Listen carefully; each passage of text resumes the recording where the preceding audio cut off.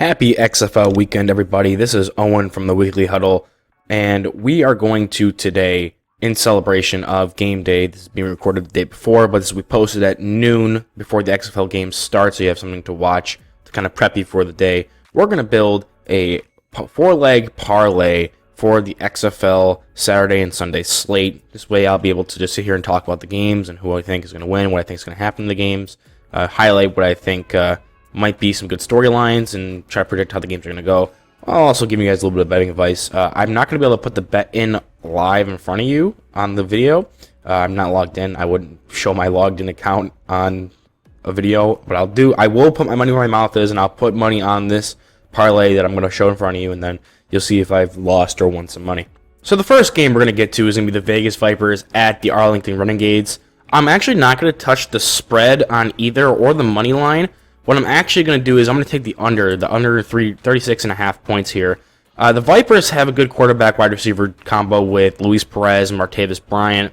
But the thing is, I think the Renegades, one, it's an early in the season, so defense is going to kind of be already ahead of the offense. This is kind of how it works in regular football, no matter what level you're playing at. But their defensive backfield, with the amount of NFL talent or former NFL talent they have in there, with like Devontae Bosby and Jordan Miller at corner or Will Hill at safety, I think they play well into taking away the Vipers' biggest pro, which is going to be that passing game.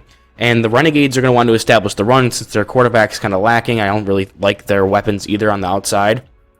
And the Vipers, I think, play really well into that because they have guys like Vic Beasley Jr., who play on the defensive front seven. And I think they'll be able to control the line of scrimmage a little better than the Renegades will be. So I'm envisioning the Vipers trying to pass the ball against the better Renegades defensive backfield, and the Renegades trying to run the ball to keep the Vipers offense off the field, with a Vipers team able to control the line of scrimmage and really just being a stalemate here with the type of concepts of teams are going against each other. So I'm expecting a kind of really low-scoring game, kind of a bad first start for the XFL, and hopefully it gets better as the days go on, but I'm not looking forward to this game as much as some of the other ones later down the road.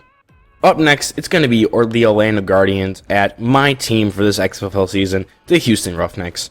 I'm taking the Houston Roughnecks minus 3.5. It's better odds. And I think just because I think Caleb Elby is better than Paxton Lynch, I trust him more. I've seen less of him at a pro level, so I don't have as much disdain for him. Plus, I kind of liked him coming out of the draft.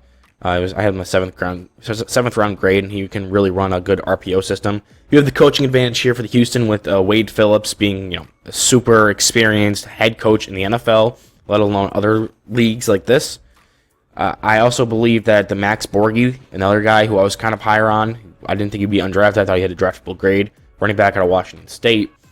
He will work well with the RPO system. He'll spread the field out. He's a good contributor in the passing game as well, which I know LB liked to default to when he was at Western Michigan when he couldn't get the ball to Sky Moore.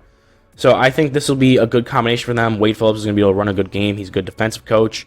I think he'll be able to keep Orlando in check, maybe force Paxton Lynch or DeAndre Francois if they turn to him mid-game to throw some interceptions. And overall, I just think the Roughnecks are going to cruise this one. Two very probably uninteresting games the first day of XFL play. Next up, we're actually going to take the plus 100 here with the St. Louis Battlehawks at minus 3.5. I'm fairly confident that AJ McCarron throwing to my guy, Hakeem Butler, is going to be able to outduel Jack Cohn, who even when he was at Notre Dame and Wisconsin, never really could get those big numbers as a quarterback.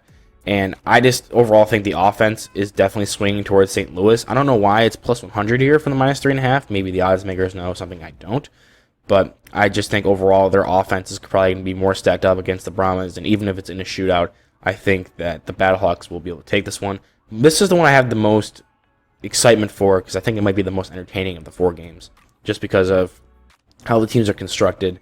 And just hope that because I believe these two are going to be kind of more boring with a defensive slog and a blowout, I think, and hoping that the St. Louis Battlehawks at Brahmas is going to be a little more interesting.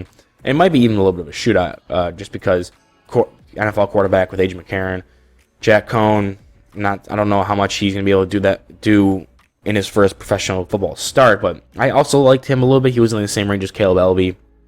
I just don't think he'll be able to match with McCarron, who also wasn't a world beater, but when it comes to this level, he might be able to.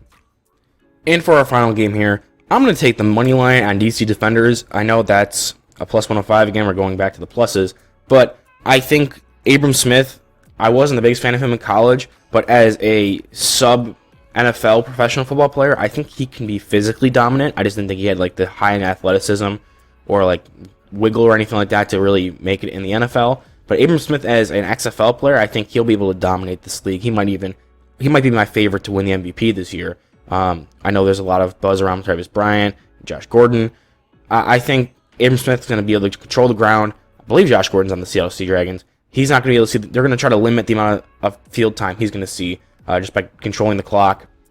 And I think the defenders will be able to squeak this one out. Jordan Ta'amu is a veteran of these AAF, XFL, USFL leagues, and I think he'll be able to adapt more quickly than other guys who haven't gone through this spring football kind of stuff already. And again, Abram Smith is going to be a physical presence that is going to be able to just run between tackles, kind of like how Bo Scarborough was for the USFL. I believe it was USFL. Or maybe it was the original XFL. I think it was the original XFL. But regardless, he's going to be that big bruiser kind of back that no one's really going to be able to stop and is going to have the physical advantage, at least early on in week one. So I'm expecting some hard running and it's good defense, probably trying to keep Seattle off the field in this game. And our wager, we could wager 10 to win 139. I think that's what we're going to do. We're going to wager 10 to win 139 on this 4-leg parlay. I'm going to go put this down on my account now on my phone. If you guys want to go ahead and throw this money out there, you can thank me later and or you curse me in your dreams. But we'll see how this goes. It'll add a little more entertainment to your games you're watching this Saturday and Sunday. And let's hope everyone hits. But other than that, I'll see you guys in the next video.